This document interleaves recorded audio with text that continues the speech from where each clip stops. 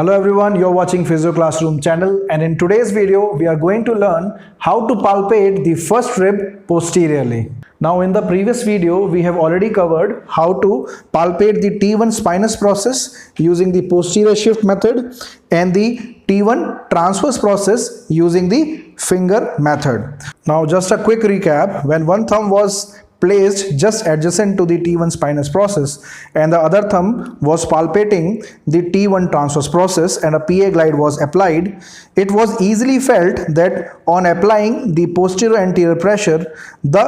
T1 spinous process was moving towards the transverse process, and this movement is being felt by the thumb which is placed on the other side. Now as we keep on moving laterally, what we are going to find is that the consistency or the end feel of the bone is suddenly going to change once we reach into this intermuscular gap. Now this is the exact location where we can palpate the first rib posteriorly, because right from this position the first rib takes a sharp turn and goes anteriorly. So as we are on the lateral edge of the transverse process, we have a hard end feel, and once we go more laterally, what we are going to find is that there is a firm elastic end feel, and we can reliably conclude that we are at the junction of the first costotransverse joint, which is formed by the neck of the rib and the T1 transverse process. Now there are two methods by which we can differentiate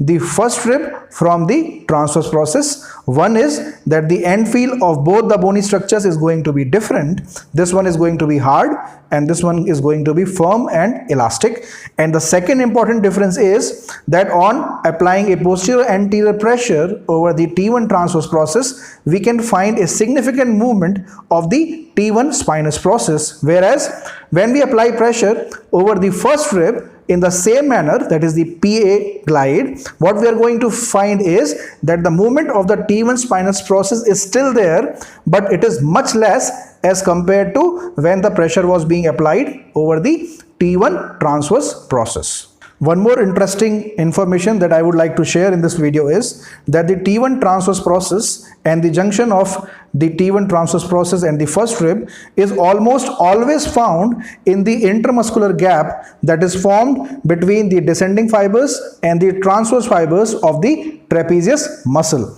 So this is that gap that I am talking about, and this is where you can very easily palpate the first rib and the T1 transverse process. Utilizing the information shared in this video, a therapist can very easily determine restricted mobility of the first rib as well as deliver therapeutic and manual mobilization technique to this bony structure, which we will be covering in our next video.